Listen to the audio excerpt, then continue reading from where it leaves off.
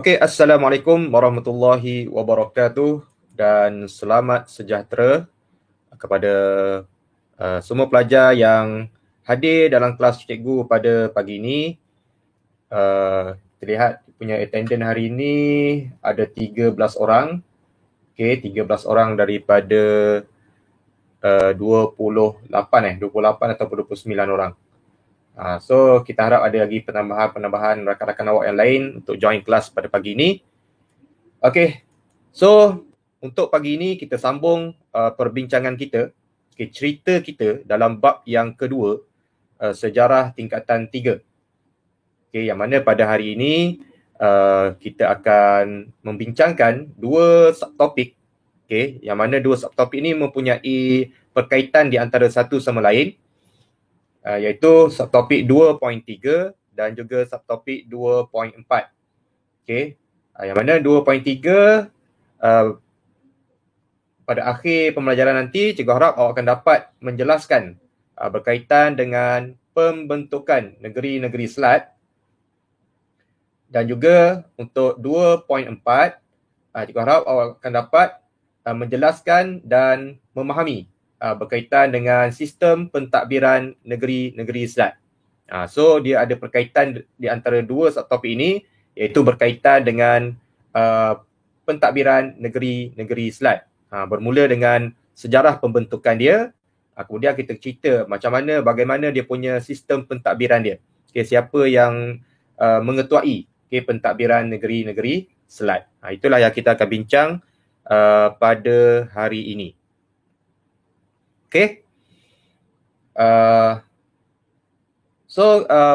Kelas kita pada hari ini mengikut jadual yang baru adalah 3 masa, maknanya kita ada 1 jam 30 minit dan sesi pembelajaran kita, perbincangan kita mungkin akan mengambil masa 1 jam dan setengah jam lagi kita akan buat sesi tutorial. So ada apa-apa nak tanya sebelum kita mula?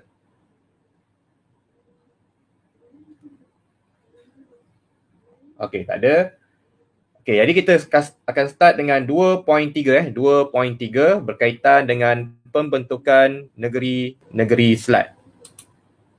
Pembentukan negeri-negeri Selat. Jadi pada kelas yang sebelum ini, kita dah bincang berkaitan dengan perjanjian London 1824.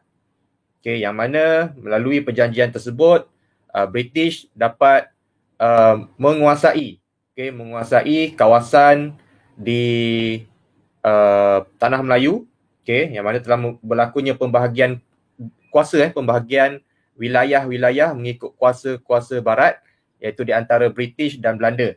Yang mana British telah berjaya untuk menguasai bahagian utara, iaitu di bahagian utara Singapura, iaitu di bahagian Tanah Melayu, dan selepas perjanjian London 1824 itu, British telah berjaya menduduki Pulau Pinang, Singapura dan dapat menduduki Melaka secara rasminya. Selepas perjanjian London 1824. Maksudnya British dah ada 3 penempatan di Tanah Melayu, iaitu Pulau Pinang, bermula dengan Pulau Pinang, kemudian dia dapatkan Singapura, dan selepas perjanjian London 1824, dia dapat Melaka secara rasminya. So ada 3 penempatan British di Tanah Melayu selepas perjanjian London 1824. So selepas dia mendapat 3 penempatan itu, so kita lihat bagaimana dia punya sistem pentadbiran di ketiga-tiga penempatan yang British duduki itu. Kita lihat slide seterusnya. Kita lihat latar belakang. Latar belakang sebelum pembentukan negeri-negeri Selat. Kita lihat di Pulau Pinang, macam mana dia punya pentadbiran dia, di Singapura dan juga di Melaka. Kita bermula dengan Pulau Pinang. Mana Pulau Pinang ditadbir oleh Francis Light sebagai Pesuruhjaya, menjadi pelabuhan bebas dan menguasai perdagangan dengan negeri-negeri Melayu, dan ditadbir oleh seorang gubernur. Okey, itu di Pulau Pinang. Manakala di Singapura, ditadbir oleh seorang residen menjadi pelabuhan bebas dan menjadi pusat pertemuan pedagang-pedagang persendirian yang mengumpul hasil alam Melayu untuk didagangkan dengan China. Okey, itu yang berlaku di Singapura. Manakala di Melaka pula, ditadbir oleh seorang residen konsular, sistem kapitan diteruskan bagi tujuan keamanan kaum. Suku kaum diletakkan di bawah seorang ketua kaum berperanan untuk menegak undang-undang. Itu sistem pentadbiran yang berlaku di negeri Melaka. Okey. Jadi sebelum terbentuknya negeri-negeri Selat ini, ketiga-tiga penempatan, ketiga-tiga tempat ataupun negeri ini yang ditadbir oleh British ini mempunyai sistem pentadbiran dia yang sendiri. Maknanya dia tak sama. Pulau Pinang dengan sistem Pulau Pinang, Singapura dengan sistem yang ada di Singapura dan Melaka menggunakan sistem yang ada di Melaka. Itu yang berlaku sebelum pembentukan negeri-negeri Selat. Okey. Next kita pergi seterusnya. Okey. Negeri-negeri Selat dibentuk pada tahun 1826 dan dibubarkan pada tahun 1946. Okey, so maknanya bukan satu tempoh yang singkat bukan satu tempoh yang singkat. Pembentukan negeri Selat ni telah berlaku dalam jangka masa yang sangat lama. Okey, sangat lama. Daripada penubuhan dia tu sampai dia dibubarkan tu, tempoh dia sangat lama. Memakan masa, kalau kita tolak 1946 tu dengan tahun 1826, kalau kita tolak tu kira-kira 120 tahun. Okey, 120 tahun jangka hayat negeri-negeri Selat ni ditubuhkan. Lama 120 tahun tu, kita pun hidup tak sampai pun 120 tahun. So itulah sistem pentadbiran yang wujud di negara kita pada ketika itu, mengambil masa 120 tahun, iaitu negeri-negeri Selat. Okey, tujuan pembentukan negeri-negeri Selat. Okey, so negeri-negeri Selat ni ada, bila kita singkatkan dia jadi NNS. So senang nak ingat, kalau negeri-negeri Selat, NNS, kita ada 3 huruf NNS. So maksudnya kita ada 3 buah negeri. Senang nak ingat macam tu. Okey, so kita ada 3 buah negeri, iaitu Pulau Pinang, Melaka dan juga Singapura. So dia digabungkan ketiga-tiga buah negeri ini menjadi satu pentadbiran yang baru yang dikenali sebagai negeri-negeri Selat. Okey, Pulau Pinang, Singapura dan Melaka digabungkan menjadi satu pentadbiran yang baru yang dikenali sebagai negeri-negeri Selat.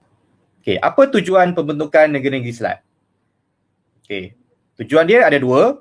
Okey, satu adalah untuk menjimatkan perbelanjaan. Okey, dan yang kedua untuk seragamkan pentadbiran. So kena ingat yang pertama untuk menjimatkan perbelanjaan dan untuk seragamkan pentadbiran. Yang mana sebelum ni kita dah lihat tadi latar belakangnya.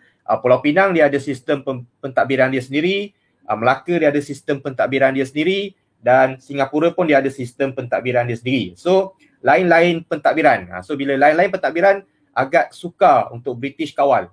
Okey, ketiga-tiga penempatan ini. So dia ambil keputusan untuk gabungkan ketiga-tiga buah negeri ini menggunakan satu pentadbiran sahaja yang dikenali sebagai negeri-negeri Selat untuk seragamkan pentadbiran.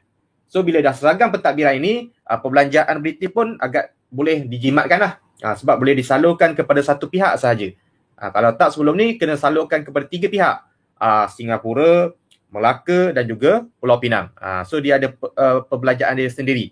So bila dah digabungkan, dia boleh jimat supaya sebab telah digabungkan dan disalurkan kepada hanya satu pihak sahaja, itu melalui negeri-negeri Selat.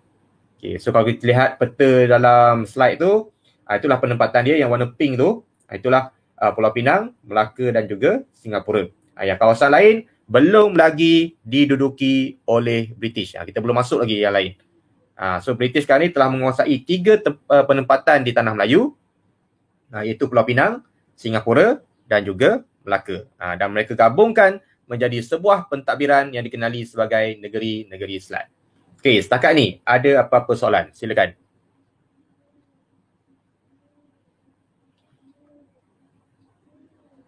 Tak ada cikgu. Tak ada Okey. So cikgu boleh teruskan. Okey, kita lihat slide yang seterusnya. Okey. Kepentingan pembentukan negeri-negeri Selat kepada British. Kenapa British nak tubuhkan negeri-negeri Selat ni? Apa kepentingan dia? So ada 5 kepentingan yang dibincangkan kat situ. Yang pertama kita lihat atas sekali, dapat menguasai Selat Melaka sebagai laluan utama perdagangan di alam Melayu. Okey. Apabila dia bentuk sebuah pentadbiran yang baru ni yang menggabungkan 3 penempatan, so dia dapat menguasai Selat Melaka. Kawasan Selat Melaka tu. Selat Melaka adalah laluan di antara tanah Melayu dengan Sumatera. Itu kita panggil Selat Melaka. Jadi bila dia dah menguasai Pulau Pinang, dia dah menguasai Melaka dan dia dah menguasai Singapura, dia gabungkan ketiga-tiga ni menjadi sebuah pentadbiran. So laluan itu dia dapat kuasai. Okey, kuasai iaitu berkaitan dengan laluan jalan perdagangan. So maksudnya siapa-siapa saja yang berdagang kat situ akan singgah. Akan singgah ke pelabuhan-pelabuhan yang ada di 3 penempatan ini. So memberi keuntungan kepada British. So dia dapat kuasai jalan itu. Tak ada kuasa lain yang berkuasa di kawasan Selat Melaka. Sebab British dah ada 3 tempat kat situ. Okey, itu yang pertama. Yang kedua, taraf pelabuhan bebas negeri-negeri Selat berjaya menarik pedagang alam Melayu dan luar alam Melayu seperti Arab, China, India, Eropah dan juga Amerika Syarikat.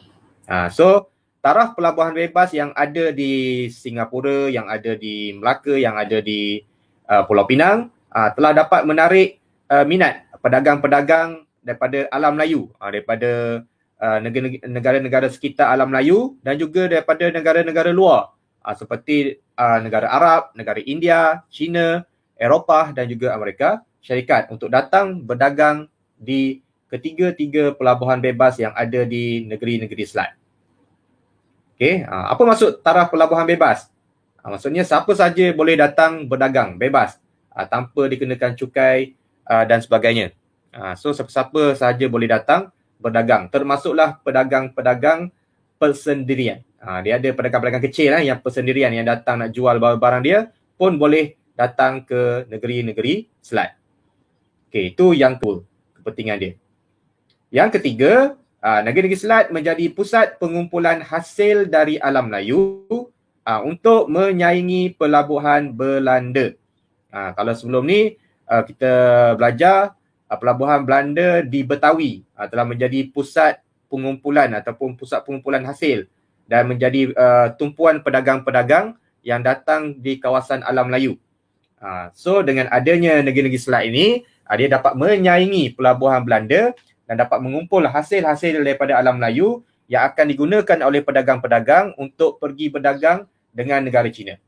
Sebab kita sedia maklum sebelum ni kita dah belajar dalam bab yang pertama, China amat memerlukan barangan-barangan yang kebanyakannya terdapat di kawasan alam Melayu seperti rempah ratus, biji timah untuk ditukarkan dengan barangan-barangan mereka seperti teh, sutera dan juga tembikar. Itu yang kita dah bincang dalam bab yang pertama dulu. Okey, itu yang ketiga. Yang ketiga, menjadi pusat pengumpulan hasil. Yang keempat, kepentingan negeri Selat ini adalah negeri Selat menjadi pintu masuk buruh luar untuk mempercepatkan pembangunan ekonomi British. Okey. Dan yang kelima, menarik penanaman modal oleh pelabur menyebabkan perkembangan negeri Selat berlaku dengan pantas. So dengan adanya sistem pentadbiran negeri-negeri Selat yang lebih teratur, yang lebih menjimatkan dan yang lebih sistematik telah dapat menarik pelabur-pelabur orang-orang yang syarikat-syarikat untuk melaburkan modal mereka, memberikan duit kepada negeri Selat untuk dilaburkan dan telah menarik lebih ramai pelabur dalam tempoh waktu yang singkat. Okey, dalam tempoh waktu yang pantas. Sebab keyakinan pelabur-pelabur terhadap pentadbiran negeri-negeri Selat.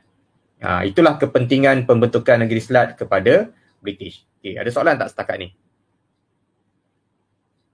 Tak ada. Boleh faham Ada apa-apa perkataan yang perlu cikgu huraikan ke? Cikgu, jika peperiksaan ada keluar ini 5 jawapan ni boleh tulis dalam short form tak? Okey, dalam peperiksaan, contohnya dalam soalan struktur dan esei, okey, awak mesti menggunakan satu ayat yang lengkap. Okey, satu ayat yang lengkap. Sebab kita nak latih, cikgu nak latih awak semua, bila diberikan soalan berbentuk struktur, okey, jadikan dia sebagai ayat karangan. Okey, walaupun dia hanya memakan markah 2 atau 3 markah, jadikan dia ayat yang lengkap. Supaya takut nanti awak akan hilang markah jika awak singkatkan dia. Okey, awak singkatkan dia takut memberi maksud yang lain. So, berikan ayat yang lengkap, jadikan dia karangan, masukkan juga penanda-penanda wacana. Okey, supaya dia dapat meyakinkan pemeriksa, okey, untuk memberikan markah kepada awak. Okey, itu yang sebaiknya. Boleh? Tan Boon Zian. Okey, alright. Ada soalan lain? Okay, so kepentingan macam ni biasa akan keluar soalan bahagian B lah. Okay, struktur dan juga bahagian esei. Jadi tolong ingat dia punya keyword-keyword dia. Contohnya yang pertama tu kuasai Selat Melaka ataupun laluan utama perdagangan. Yang kedua, taraf pelabuhan bebas. Yang ketiga, pusat pengumpulan hasil. Pintu masuk buruh-buruh luar dan juga penanaman modal oleh pelabur. So ambil dia punya kata-kata kunci kat situ untuk kita mudah ingat. Okey, itu berkaitan dengan kepentingan pembentukan negeri-negeri Selat kepada British. Okey, kita pergi yang seterusnya. Hubungan negeri-negeri Selat dengan negeri-negeri Melayu. Okey, negeri-negeri Selat dengan negeri-negeri Melayu. Okey, yang mana negeri Selat ada 3 tadi, Pulau Pinang, Melaka dan Singapura. Negeri-negeri Melayu adalah selain daripada 3 negeri ini. Perak, Kedah, Terengganu, Pahang, Selangor, Kedah, apa lagi? Negeri Sembilan. Itu merupakan negeri-negeri Melayu yang ada di sekitar negeri-negeri Selat. So, apa hubungan di antara negeri Selat dengan negeri-negeri Melayu? Okey, so kedua-dua negeri ni ataupun negeri-negeri Selat dan negeri-negeri Melayu yang lain mempunyai saling memerlukan di antara satu sama lain. Okay, yang mana kita lihat dulu negeri-negeri Selat. Okay, yang mana negeri Selat ini memerlukan hasil ekonomi negeri-negeri Melayu untuk memajukan perdagangan mereka. So, negeri Selat dia ada pelabuhan. So, untuk memajukan dia punya pelabuhan, untuk menarik pedagang-pedagang untuk singgah di pelabuhan, mereka kena ada hasil ekonomi. So, hasil ekonomi itu mereka akan kumpul daripada negeri-negeri Melayu. Okay, untuk didagangkan kepada pedagang-pedagang luar untuk dibawa ke negara China contohnya. Itu yang pertama. Yang kedua, negeri-negeri Selat juga melabur modal dalam memajukan pelumbungan biji timah di negeri-negeri Melayu. Sebab kita sudah maklum negeri Melayu ni kaya dengan hasil-hasil galian, terutamanya biji timah. Jadi negeri Selat ni akan melabur modal untuk mengeluarkan hasil biji timah itu untuk dibawa ke negeri Selat untuk didagangkan. Okay, untuk dijual. Okay, jadi dia melaburkan modal di negeri-negeri Melayu. Itu hubungan dia dengan negeri-negeri Melayu. Manakala dari sudut negeri-negeri Melayu pula, negeri-negeri Melayu ni pula dia memerlukan pelabuhan. Dia ada hasil. Dia ada hasil hutan, dia ada rempah ratus, dia ada biji timah. So, dia perlukan pelabuhan-pelabuhan untuk dia dagangkan hasil ekonomi itu. Jadi, pelabuhan-pelabuhan yang mereka gunakan adalah pelabuhan-pelabuhan yang terletak di negeri-negeri Selat. Itulah hubungan di antara negeri Selat dengan negeri-negeri Melayu. Boleh faham?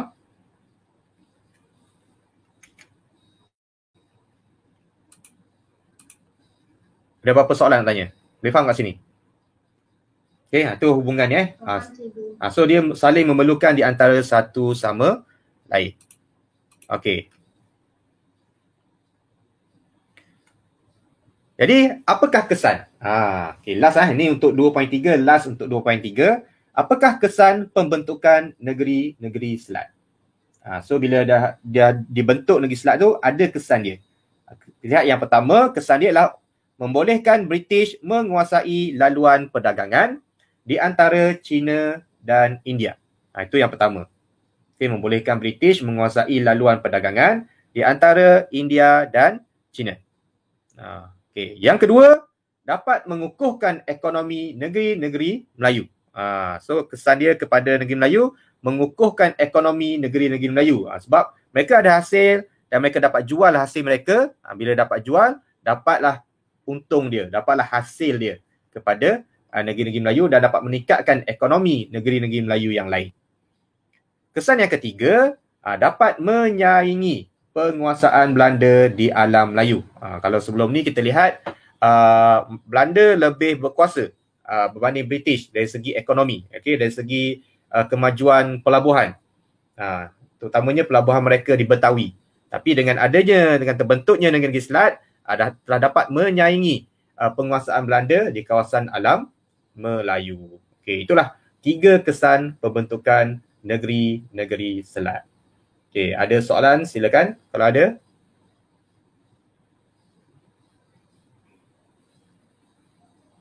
Ada? Boleh faham? Boleh, cikgu. Boleh. Bagus.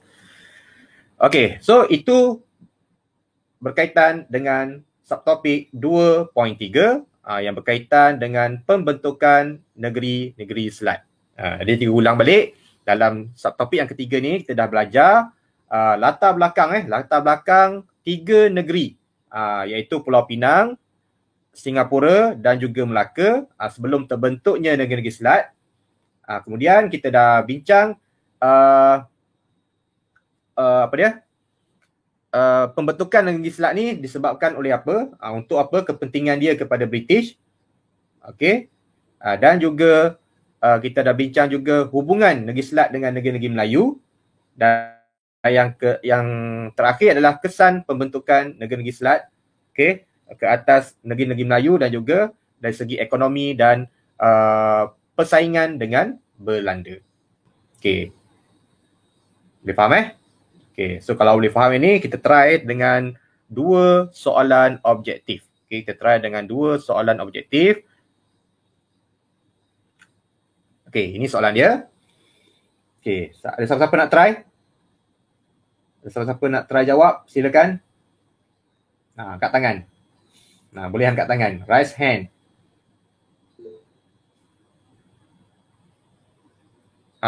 Tan Bonzian, silakan. Silakan baca soalan dan berikan jawapan anda. Cikgu nak buka mic. Buka mic. Baca soalan dan berikan jawapan. Apa yang betul? Pada tahun 1826, negeri-negeri dalam peta 2 telah disatukan oleh British di bawah satu pentadbiran yang dikenali sebagai negeri-negeri Selat. Mengapakah British menyatukan negeri-negeri tersebut? C. Menjimatkan perbelanjaan. Itu jawapan daripada Tan Bonzian. C. Menjimatkan perbelanjaan. Ada lagi yang nak try? Soalan yang pertama. Juga bagi seorang lagi. Adakah memberikan jawapan yang sama ataupun ada jawapan lain? Silakan, sila angkat tangan, raise hand. Siapa nak try?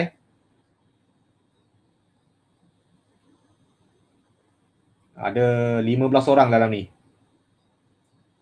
Cepat, aktif.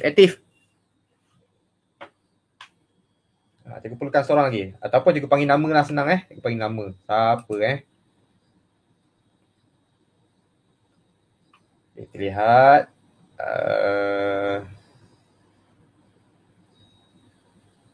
Danesh Vera ada? Danesh Vera.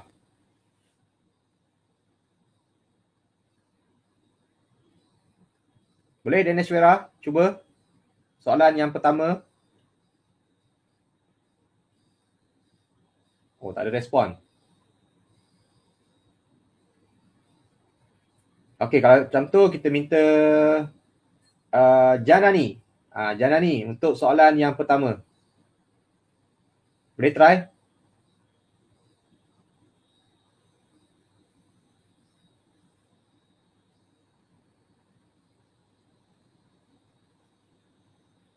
Pun senyap juga.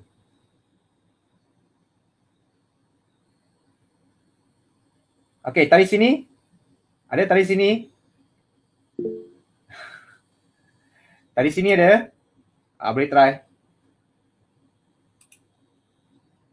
Cikgu nak dengar suara awak ni. Awak dah dengar suara cikgu je. Cikgu nak dengar suara awak. Boleh tali sini?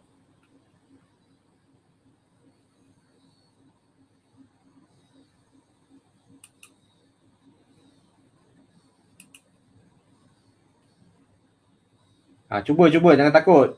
Okey, cuba je. Kita belajar, jangan takut salah. Tak ada yang Saya. siapa saya? Saya 3. Okey, silakan dari sini. Soalan yang pertama. Mengapakah tak. Pulau Singapura Soalan yang pertama. dan Melaka disatukan bawah satu pentadbiran pada Okey, kita masih lagi soalan pada pertama. tahun 1826. Negeri-negeri dalam peta telah dibentukkan oleh British satu pentadbiran yang dikenali sebagai negeri-negeri selat. Mengapakah British menyatukan negeri-negeri tersebut? Okey, jawapan awak?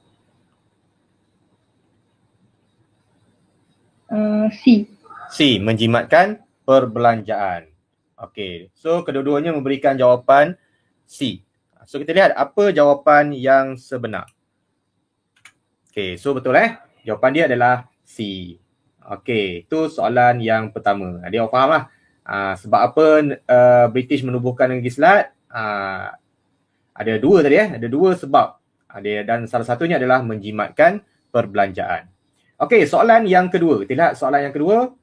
Ada volunteer untuk menjawab soalan yang kedua. Silakan raise hand jika ada.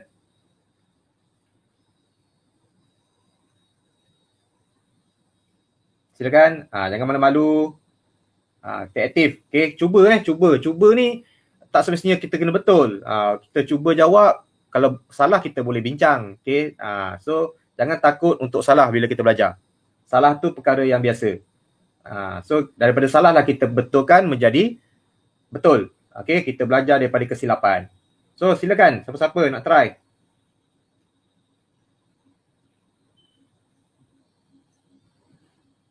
Okey, silakan belajar 3G. Okey, 3G yang bagus, yang hebat. Cikgu saya. Okey, silakan. Samudeswari. Mengapakah Pulau Pinang, Singapura dan Mengapakah Pulau Pinang, Singapura dan Melaka disatukan di bawah satu pentadbiran pada tahun 1826? Jawapannya ialah A. 1 dan 2. Okey, itu jawapan daripada Syamundaswari 1 dan 2 dia kata mengukuhkan pertahanan dan menjimatkan perbelanjaan. Okey. Okey, terima kasih Syamundaswari. Okey, ada? Sama-sama cikgu. Okey, ada yang lain nak cuba? Ada ataupun ada yang mempunyai jawapan yang lain selain daripada 1 dan 2? Silakan, volunteer. Raise hand. Okey, Daneswera, silakan Daneswera.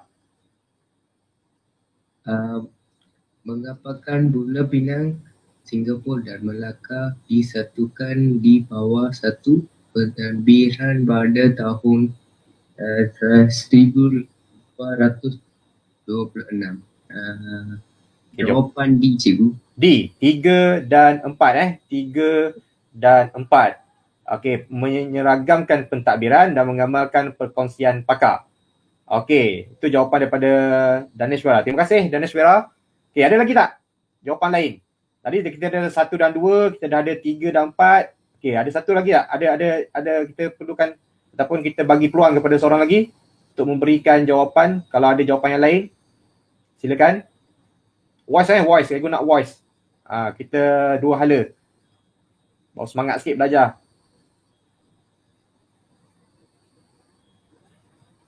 Ada. Tampung Zia nak cuba lagi? Nampak macam try tadi. Ataupun ada lain? Tan Cheng Hui ke? Liang Hao Zuan.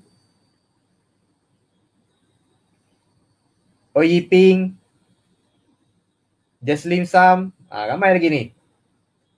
Jom, cuba. Tadi sudah hilang. Tak mau. Fuzi Hao ada Fuzi Hao. Boleh cuba Fuzi Hao. Hiu Sing Lu.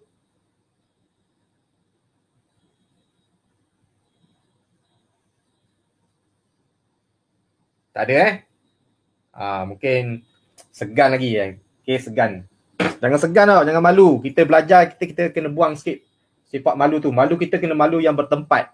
Jadi bila jawab soalan macam ni kita kena berlumba-lumba untuk jawab. Okay, jangan takut salah tau. Kita belajar, kita nak tahu, kita nak test, kita ni dah faham ke belum. So kalau salah tu, apa yang betul. So kita belajar daripada kesilapan tu. Okay, so jangan takut salah, jangan malu. Dan kita beranikan diri untuk belajar. Okay, jadi kita lihatlah jawapan. Tadi yang pertama daripada Syamundeswari memberikan jawapan 1 dan 2. Okay, manakala Daneswara memberikan jawapan 3 dan 4. Okay, so kita lihat apa jawapan dia. Okay, ada beberapa rakan kita memberikan jawapan secara chat. Mungkin malu nak ni. Ada memberikan jawapan C. Tan Cheng Hui memberikan jawapan C. Okay. So, tadi kita dah bincang bagaimana terbentuknya negeri-negeri Selat. Dan kita dah tahu apa tujuan negeri Selat ditubuhkan. Ada 2 sebab tadi. Untuk menjimatkan perbelanjaan dan juga untuk menyeragamkan pentadbiran British di ketiga-tiga buah negeri yang mereka duduki di kawasan Tanah Melayu, iaitu di Pulau Pinang, di Melaka dan juga di Singapura. Digabungkan menjadi satu unit pentadbiran sahaja yang dikenali sebagai negeri-negeri Selat. Dan kita dah bincang juga apa kepentingan negeri Selat kepada British. Dan untuk 2.4, cikgu harap pada akhir nanti awak akan dapat mengetahui bagaimana struktur pentadbiran negeri-negeri Selat. Okay, siapa yang mengetuai negeri Selat dan apa yang berlaku dalam pentadbiran negeri-negeri Selat. Okay, boleh faham Okay, so kita akan mulakan 2.4.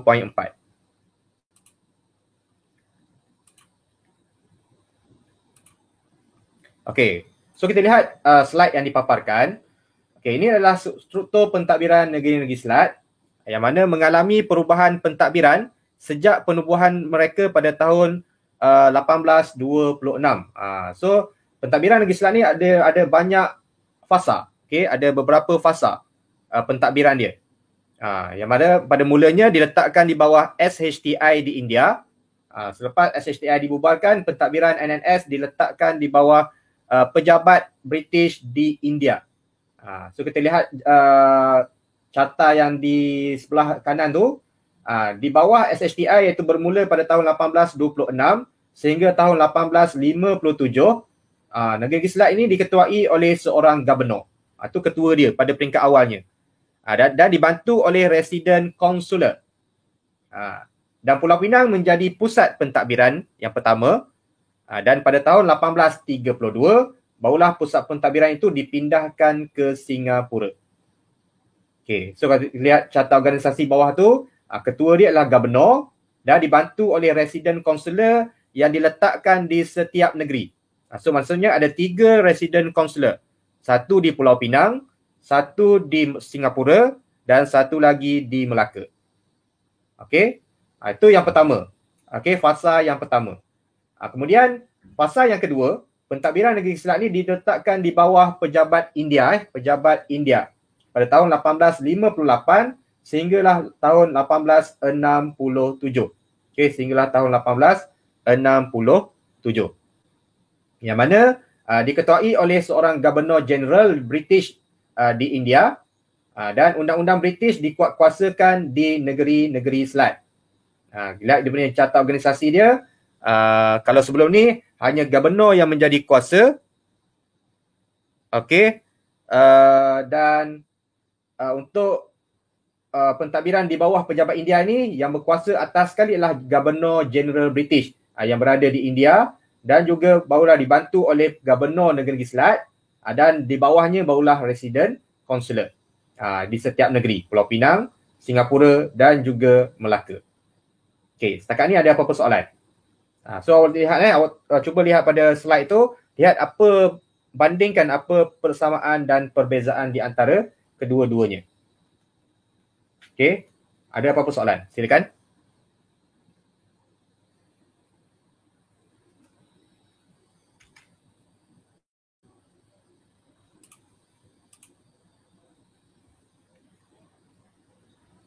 Ada? Diam je, tak ada kan? Okey.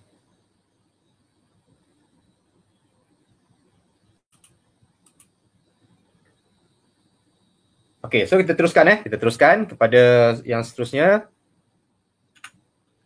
Okey, faktor perpindahan pentadbiran Negeri Selat ke pejabat tanah jajahan di London. Okey. So, yang pertama, Negeri Selat di bawah SHDI. Okey, kemudian berpindah daripada pentadbiran oleh SHDI kepada pejabat di India. Kemudian berpindah lagi. Berpindah lagi, pentadbirannya diletakkan pula di bawah pejabat tanah jajahan di London. So ada 3 fasa, okey, pentadbiran Negeri Selat.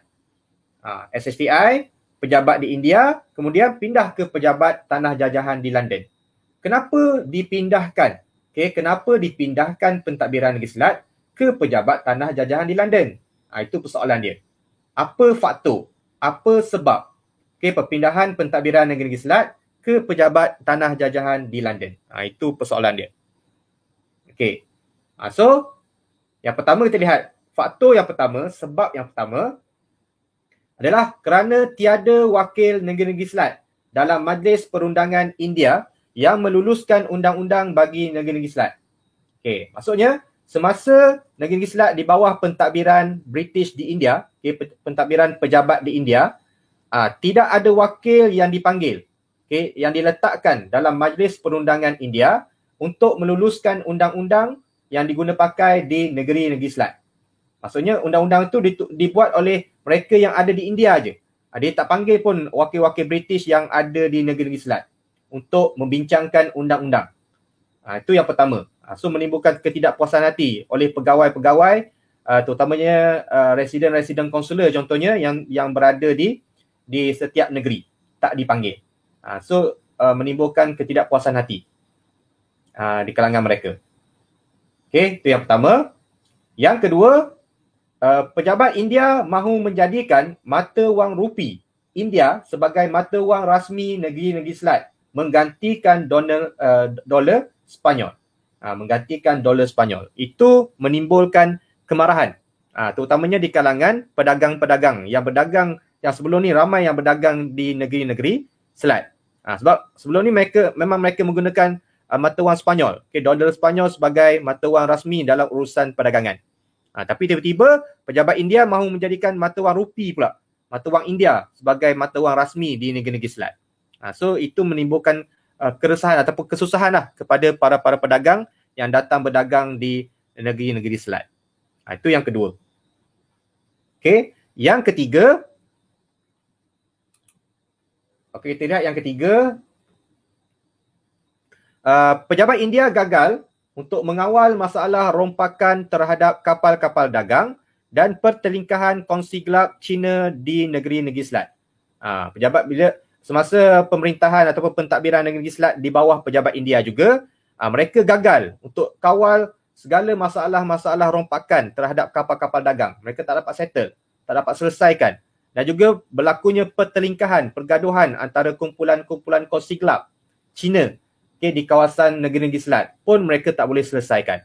Jadi kebanyakan pedagang minta supaya dipindahkan pentadbiran ini ke pusat pentadbiran yang lebih tinggi, yang boleh menjaga kebajikan mereka.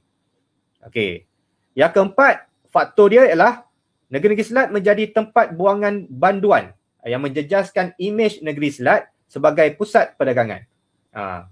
Dah tak dapat kawal masalah rompakan. Lepas tu dijadikan negeri Selat ni pula sebagai tempat untuk dibuang banduan. Banduan ni lah orang-orang jahat, yang dikenakan penjara contohnya. So hukuman dia dibuang ke negeri-negeri Selat. So negeri Selat ni menjadi tempat buangan. So itu menimbulkan keresahan lah kepada para pedagang. Menimbulkan ketakutan sebab banduan ni bukannya orang yang baik. So bila ramai banduan-banduan dibuang ke negeri Selat, so tahap keselamatan di negeri Selat itu lebih longgar berbanding sebelum ni. So itu menimbulkan keresahan, ketakutan kepada para pedagang. Takut kapal mereka selagi bertambah masalah rompakan ataupun bertambah lagi masalah pertelingkahan yang berlaku. So mereka minta supaya dipindahkan pusat pentadbiran itu ke London. Dan yang kelima, cadangan cukai pelabuhan negeri Selat telah menjejaskan taraf pelabuhan bebas. Yang mana pejabat India juga mencadangkan agar pedagang-pedagang yang berdagang di negeri Selat dikenakan cukai. Sebelum ni mereka adalah taraf pelabuhan bebas. So bila dikenakan cukai, menimbulkan keresahan juga di kalangan pedagang-pedagang, terutamanya pedagang-pedagang kecil, pedagang-pedagang persendirian yang datang berdagang di negeri-negeri Selat. So disebabkan 5 faktor inilah pentadbiran negeri Selat dipindahkan ke pejabat tanah jajahan di London. Boleh faham?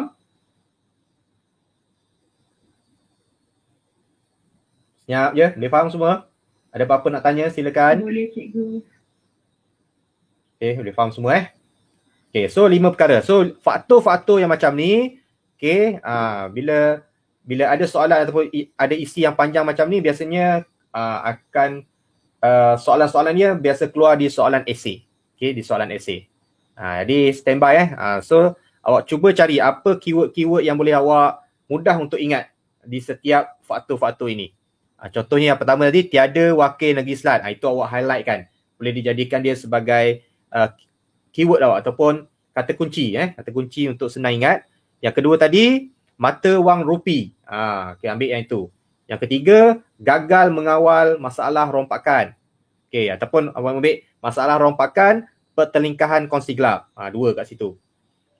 Okay. Yang keempat, tempat buangan banduan. Okay. Yang kelima, cadangan cukai pelabuhan. So itu keyword untuk kita mudah ingat fakta-fakta sejarah. Okay. Itu berkaitan dengan faktor perpindahan pentadbiran negeri Selat ke pejabat tanah jajahan di London. Okay. Kalau tak ada soalan, kita teruskan. Okay. Negeri Selat di bawah pejabat tanah jajahan pada tahun 1867 hinggalah tahun 1946. Yang mana pusat pentadbiran negeri Selat telah berpindah daripada pejabat India ke pejabat tanah jajahan di London bermula 1 April 1867. Yang mana negeri Selat telah diisytiharkan sebagai tanah jajahan British dan diletakkan di bawah tanggungjawab pejabat tanah jajahan London. Dan dalam sistem struktur pentadbiran negeri Selat selepas itu telah ditubuhkan satu majlis, iaitu Majlis Perundangan untuk meluluskan undang-undang mereka sendiri. Kalau kita lihat carta organisasi yang dipaparkan, atas sekali adalah pejabat tanah jajahan di London. Okey, lepas tu bawah tu Gubernur Negeri Selat, dan di bawah Gubernur Negeri Selat ada 2 majlis, iaitu Majlis Eksekutif dan Majlis Perundangan.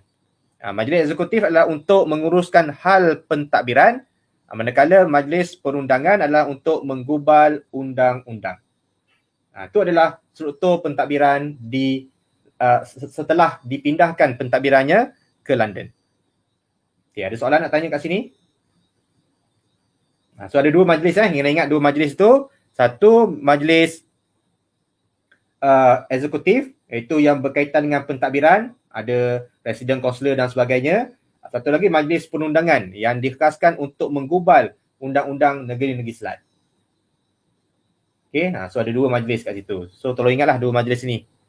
Ni biasa keluar soalan macam ni, biasa keluar untuk soalan objektif. Dia bagi X nanti. Majlis eksekutif, lepas tu satu lagi X. Apakah X? Senang je, tapi kalau kita tak ingat, so boleh menyebabkan soalan tu salah. Okay, rugi kalau salah soalan macam ni. Okay, ada soalan setakat ni? Boleh faham?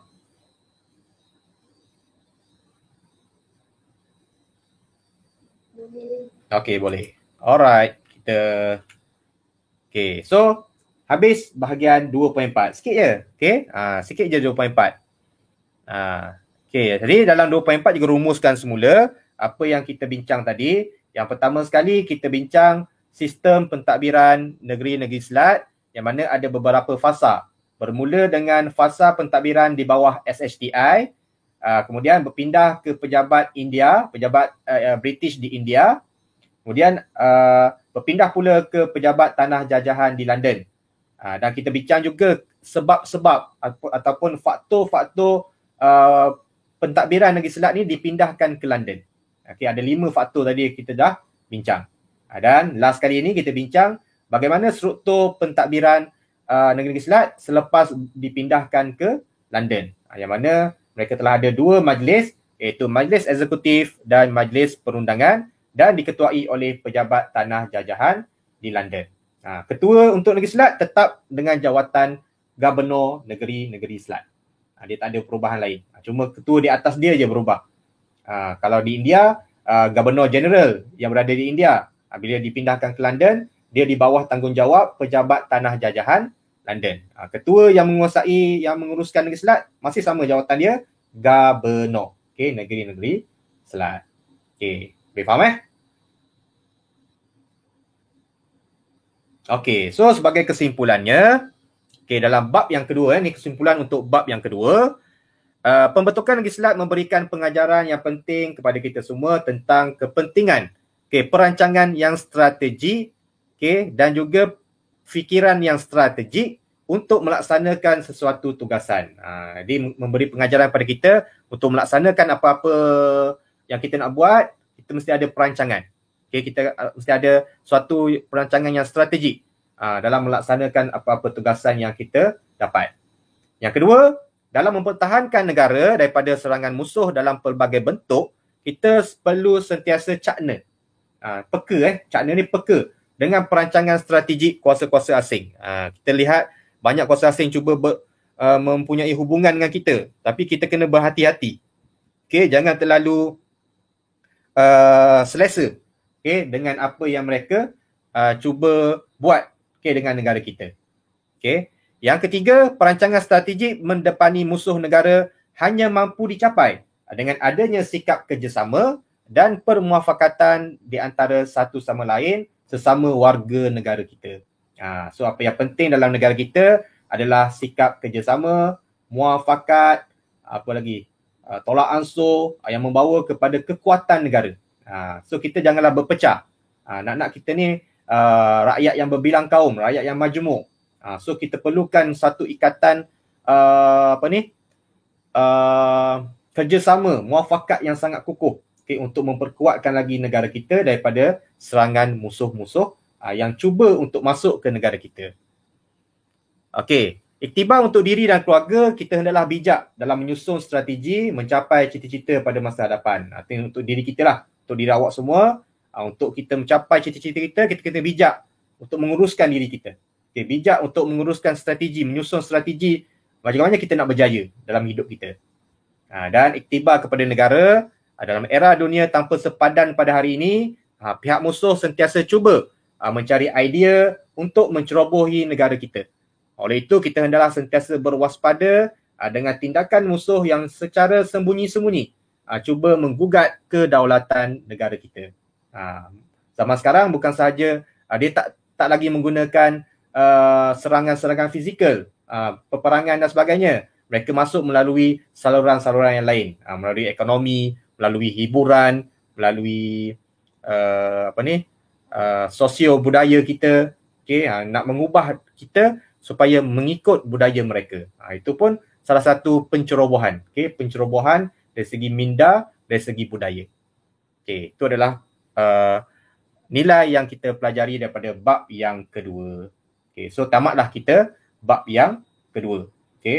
Dah kita belajar 4 subtopik, 2.1 sampailah kepada 2.4. Sebelum kita pergi kepada sesi tutorial, kita jawab dulu 3 soalan objektif berkaitan dengan 2.4 tadi. Kita lihat awak dah faham ke belum? Ini basic basic. Kalau dalam PBD ini merupakan TP1 hingga TP3. Awak boleh jawab yang ni, maknanya awak dah menguasai lah TP1 hingga TP3. Kita lihat soalan yang pertama. Ada volunteer nak jawab, silakan. Aktif sikit. 3, gigih. Gigih kena gigih. Gigih berusaha. Volunteer, silakan.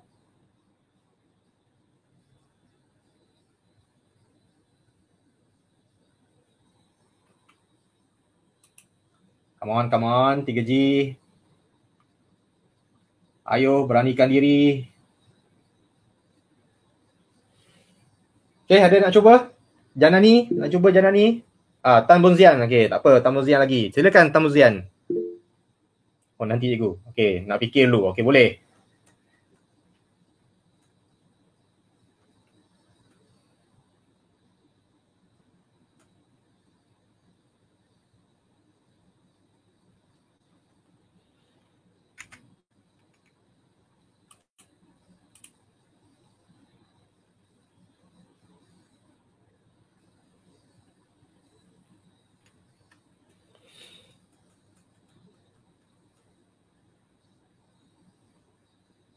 Okay, boleh Tan Muzian?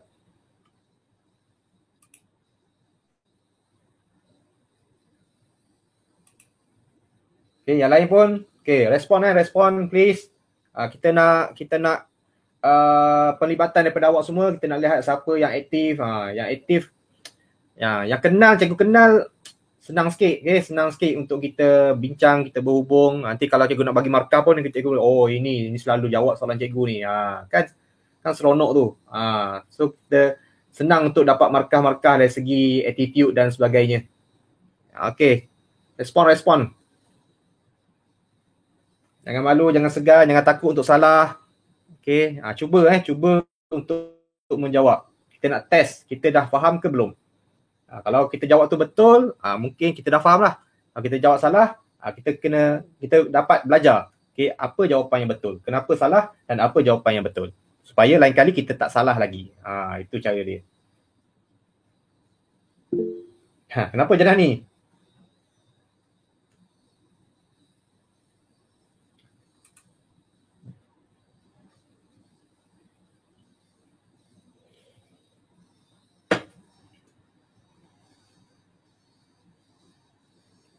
Saja.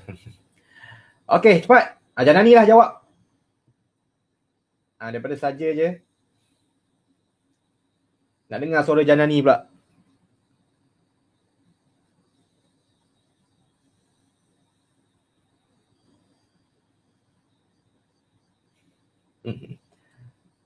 Okey, Tan Muzian, boleh jawab Tan Muzian?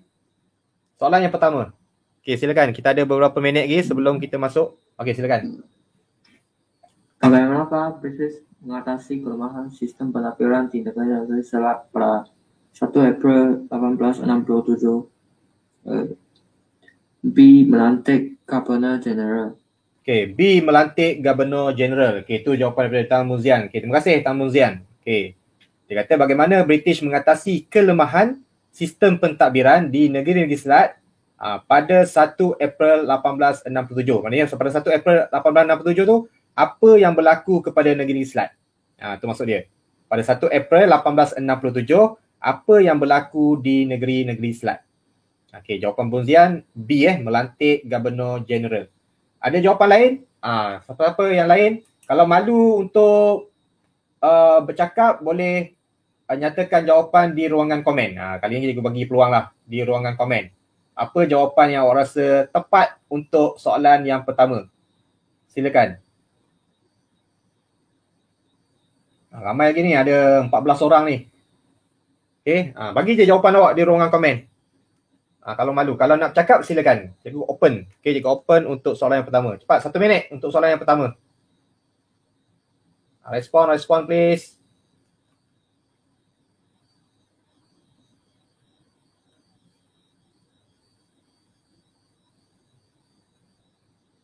Cepat. Ni cikgu nak bagi markah ni. Kalau awak tak cuba, cikgu tak bagi markah ni. Okay, Daneshwara menjawab jawapannya D. Okay, D, Syarikat India Timur Inggeris dibubarkan. Okay, lihat tarikh dia 1867. Okay, C, tarikh sini kata C. Okay, melantik penduduk tempatan sebagai pentadbir. Okay, jadi ada tak tadi aku sebut tentang penduduk tempatan sebagai pentadbir? Lagi? Yang lain? Okay, kita refresh balik Negeri Selat ditubuhkan bermula 1826. Okay, sehinggalah 1857 itu di bawah SHTI. Kemudian 1958 hingga 1967 di bawah pejabat di India. Bermula 1867 sehinggalah 1946 di bawah pentadbiran di London. So, apa jawapan yang tepat untuk jawab soalan yang pertama? Ada yang nak try? So, ada yang memberikan jawapannya C, ada yang memberikan jawapannya D, dan Tan Munian tadi memberikan jawapannya B. Okay, so kita lihatlah apa jawapan yang paling tepat. Okay, untuk soalan yang pertama. Okay, jawapannya ialah jeng. A. Okay, jawapan yang paling tepat kat situ adalah A. Okay, 1 April 1867. Okay, kita lihat balik nota Sekejap, aku refer pada nota yang berkaitan. Okay, ni, kita lihat nota kat sini. Pada 1 April 1867, Negeri Selat diisytiharkan sebagai tanah jajahan British dan diletakkan di bawah tanggungjawab pejabat tanah jajahan di London. Okay, so ingat tu tarikh tu. 1867 hingga 1946 diletakkan di bawah pejabat tanah jajahan di London. Ketuanya ialah pejabat tanah jajahan di London. Barulah dibantu oleh Gubernur Negeri Selat dan ada 2 majlis. Okey, boleh faham boleh ingat? Okey, ini di London. Kalau di pejabat India, kita lihat di pejabat India pula. Okey, pejabat India bermula 1858 hingga 1867. Okey, dia bukan bermula. Dia sehingga 1867. Kalau SHTI di bawah 1826 hingga 1857. Okey, ni 1867 sehingga. So tadi soalan dia nakkan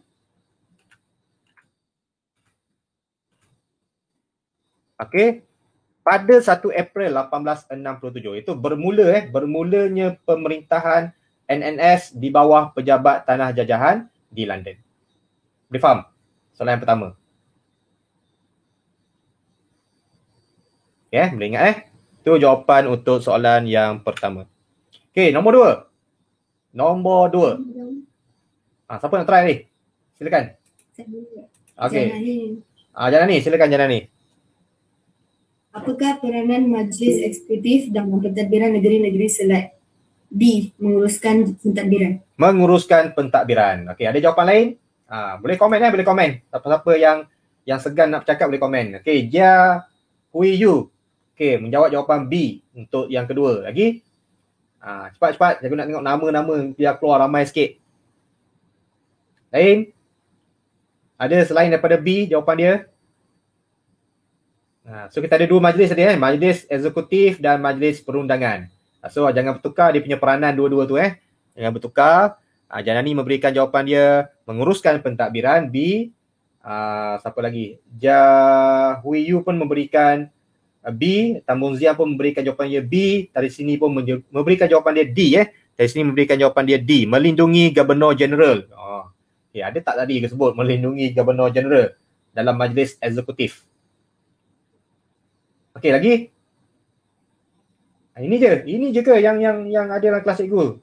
Daripada 15 orang. Dan Neshwera menjawab A, menggubal undang-undang menggubal undang-undang. Okey, hati-hati, lihat balik. Okey, Majlis Eksekutif dan satu lagi Majlis Perundangan. Kita ada 2 Majlis Eksekutif, Majlis Perundangan. Tan Cheng Hui memberikan B. Hui Hiu Jun Yang memberikan B. Fu Zihao pun memberikan jawapan dia B. Okey. So sekarang ni majoriti yang menjawab sekarang ni memberikan jawapan dia B. Lain lagi? Lain. Biar ada 15 jawapan kat sini. Kita lihat. Oi Yiping memberikan B juga. Okey, lagi. Come on. Okey, 3G.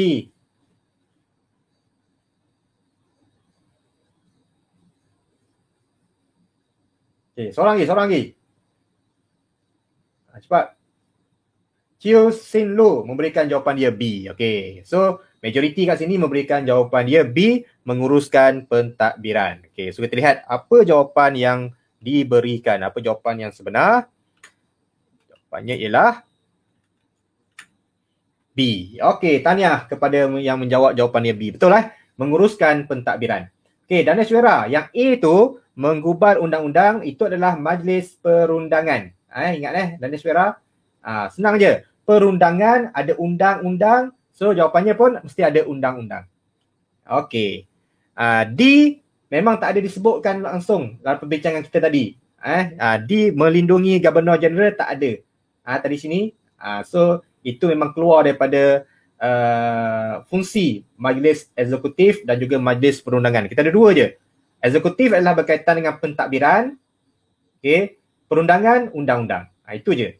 Yang lain bukan jawapan bukan jawapannya. Okey.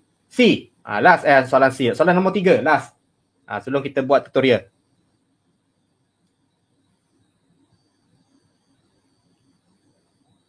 Okey, silakan. Ada volunteer untuk menjawab soalan yang ketiga secara voice, secara melalui voice chat. Okey, voice chat. Kita kena dengar suara.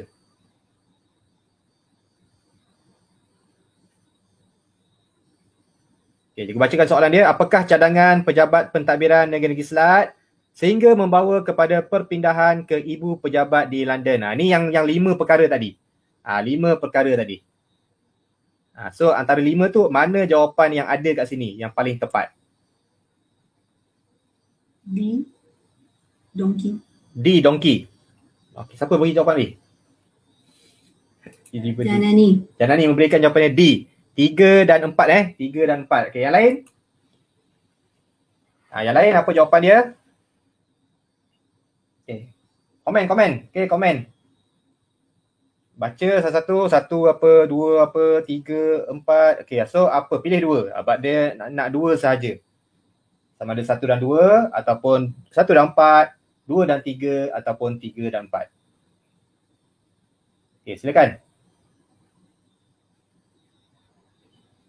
Okey, Janani memberikan jawapan dia D, donkey 3 dan 4. Mengenakan cukai pelabuhan dan juga menggunakan mata wang rupi. Tasha ni bagi B B tadi B, 1 dan 4. Menggunakan mata wang Sepanyol dan juga menggunakan mata wang rupi. Okey. Jia Huiyu memberikan jawapannya D. Jia Huiyu memberikan jawapannya D. Yiping memberikan jawapannya D juga. Okey, lagi lain-lain? Silakan.